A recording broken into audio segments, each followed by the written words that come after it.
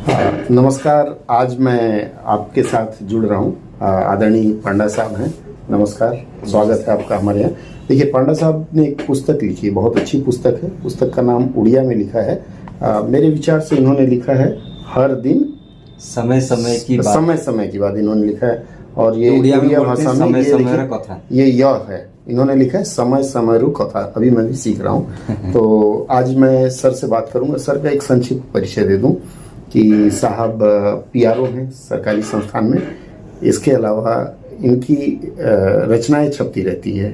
Daily English newspaper है उड़िया में, और उड़िया में भी एडिटोरियल पेज में। सबसे अच्छी बात ये है उड़िया डिलीज में निकलता है। और साहब की सबसे अच्छी बात है कि दिल को छूने वाली बात कहते हैं। जैसे अभी शायद मैं आपकी बात सुन रहा था, सुरेश सर बता रहे थे कि आपसे किसी संस्थान ने संपर्क किया और बोला कि हम आपको अवार्ड देना चाहते हैं। जी। और उसके लिए उन्होंने कहा कि हमारी संस्थान को कुछ डोनेशन देना होगा, एक्सवाइजेड जो भी कहा हो।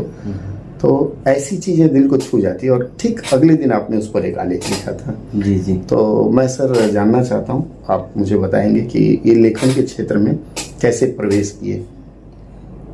मैं जब छोटा था, एक्चुअली ये क्या होता है, ये एक क्रिएटिविटी होता है जो कि जब आदमी सेंसिटिव होता है, उसके अंदर कुछ सेंसिटिवनेस रहता है, जो संवेदनशीलता बोलते हैं, वो एक क्वालिटी रहता है which is gifted by God. So तभी जाके उसका क्रिएटिविटी निकलता है। तो तब जाके एक आदमी वो सक्षम होता है कुछ लिखने के लिए। सो लेखक आपके साथ कुछ घटता है, मेरे साथ कुछ घटता है, हर आदमी के साथ कुछ ना कुछ घटता है डेली बेसिस में।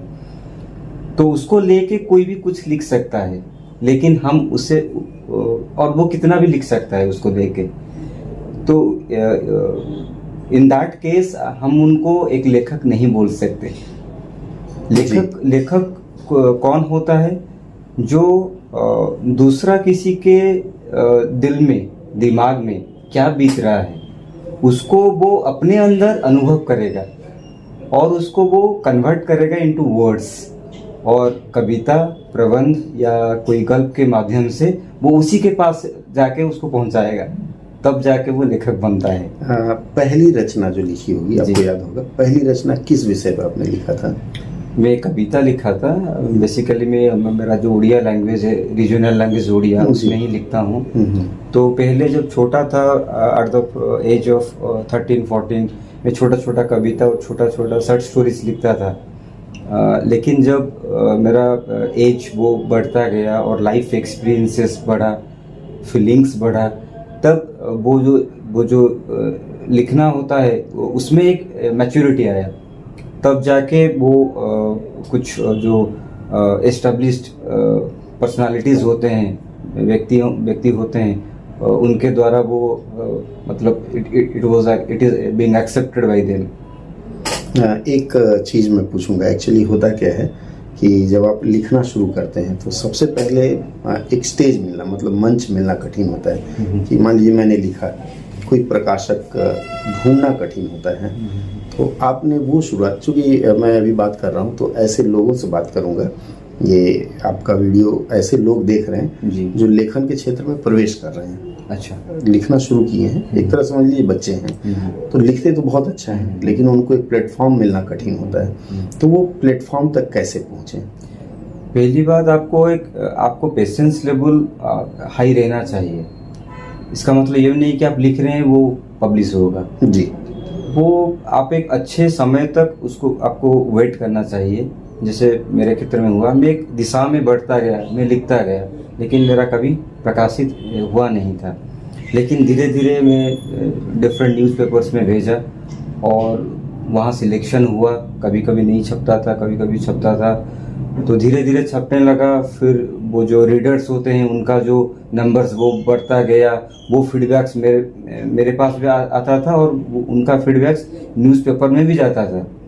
तो धीरे धीरे मैं एस्टेब्लिश होने लगा। और उसके बाद पेपर्स जो लीडिंग डेलीज होते हैं वो मुझे ऑफर करने लगे कि आप हमारे लिए लिखो। तो आपका जो लिखना होता है ना, वो एक कंटिन्यूस प्रोसेस में होना चाहिए। आप एक दिशा में आप लिखते जाओ सो time will give you the identity. आपका जो लेबर, आपका जो संघर्ष होता है वो आपको परिचय देगा, जरूर देगा। अच्छा, एक चीज़ और बताइए, जैसे जो नए बच्चे लिखना सीख रहे हैं, मैं लिखना सीखने की बात करूँगा जी, तो उनके लिए आप सलाह क्या देते हैं, कैसी चीज़ें लिखी? जैसे मान लीजिए एक तुकबंदी होती है, जैसे बांग्ला में आए छेलेरा आए मेरा, इस तरह से उड़िया भाषा में भी इस तरह छोटी छोटी कविताएं, और एक जैसे हिंदी भाषा में हमने देखा है कि वो अब लीक से हटके, मतलब वो न राग होगा न छंद होगा, आओ चलें बारिश हो रही है पैर मेरा रुक गया, इस तरह की कविता को नहीं लिखी। आप मुक्त छंद करते हैं या लयबद्ध करते हैं? नहीं, वो मुक्त छंद भी और लयबद्ध। अच्छा, दोनों। मतलब तो जो मित्राक्षर और मित्राक्षर बोलते हैं, जी जी, वो दोनों ही करता हूँ। कभी लिरिक्स मिलता है, कभी मिलता भी नहीं है। हाँ हाँ, लेकिन क्या होता है, ये जो भावना होता है आपके दिमाग में, ये स्पॉन्टेनियसली आता है जी तो जब आता है तो वो एक स्ट्रक्चर्ड नहीं होता है, वो कि मैं इस दिशा में लिखूं, इस व्यक्ति के बारे में लिखूं, वो तो टारगेटेड हो गया। वो ऐसा नहीं, स्पॉन्टेनियस जैसे आता है, तो जो भी आता है आप लिख लो।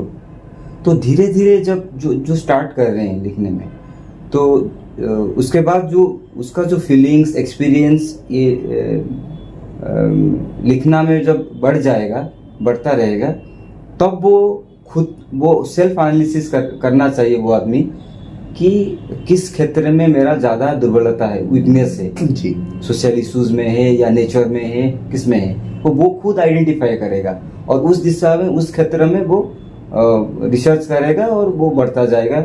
उसका जो एरिया ऑफ राइटिंग होगा, हाँ, वो उसमें ही होगा। मतलब आप अपना एरिया ऑफ राइटिंग चुन लेने के लिए कह रहे हैं कि वो चुन लीजिए, उसमें वो धीरे धीरे होगा। अच्छा, वो सेल्फ एनालिसिस करने के बाद होगा, लेकिन जब वो पहले लिखेगा वो मिसलेनियस होगा लिखना। हाँ, अच्छा, उसके बाद जैसे मिसलेनियस लिखे, फिर जो अच्छा लगने लगा, जिसमें अच्छा लिखने लगा, आप खुद इवैल्यूएट कीजिए, आत्म समीक्षा कीजिए कि किस क्षेत्र में आपका वीकनेस है, किस क्षेत्र में आपका संवेदनशीलता है।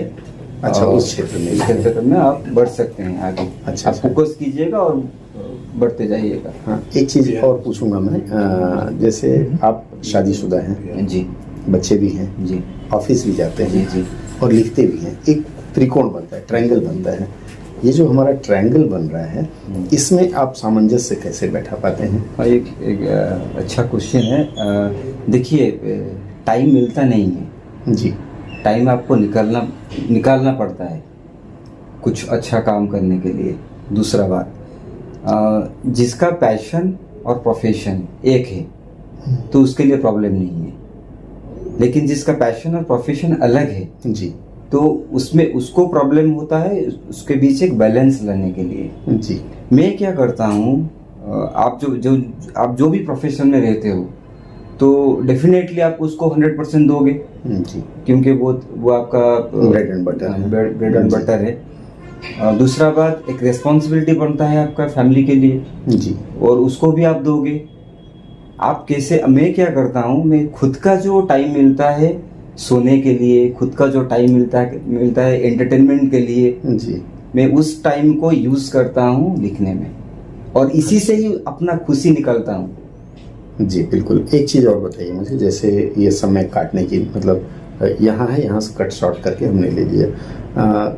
पहली बार जैसे शादी के बाद मैडम आई होंगी और जॉब भी उसी समय था आपका, हाँ, तो शुरू में नई शादी हुई थी तो घूमना फिरना और तमाम चीज़ें रहती हैं, तो वहाँ एडजस्ट कैसे किए? मैडम को कैसे समझाया कि नहीं, मैं लिखता भी हूँ, कभी कभी लिखा करूँगा, तो समय देना है। एक्चुअली लिखने में इतना टाइम नहीं लगता है। मैं जो ये फ्लो होता है जी, जब वो एक कला के जैसा आता है आपके अंदर और आपको उसको कन्वर्ट करना है वर्ड्स में। जी, मैं जब लिखना स्टार्ट करता हूँ, maximum within 1 hour I can write more than 1000 words. तो बहुत बड़ी बात है। तो इतना ज़्यादा टाइम नहीं लगता है। जी, तो लोग सोचते हैं कि इतना बड़ा 1 दिन लग जाएगा, 2 दिन लग जाएगा उसको लिखने में, वैसा नहीं होता है। जी, जी, फैक्ट ये है। तो कुछ प्रॉब्लम नहीं हुआ। अच्छा, थोड़ा सा फिर हम लैंग्वेज की तरफ आते हैं।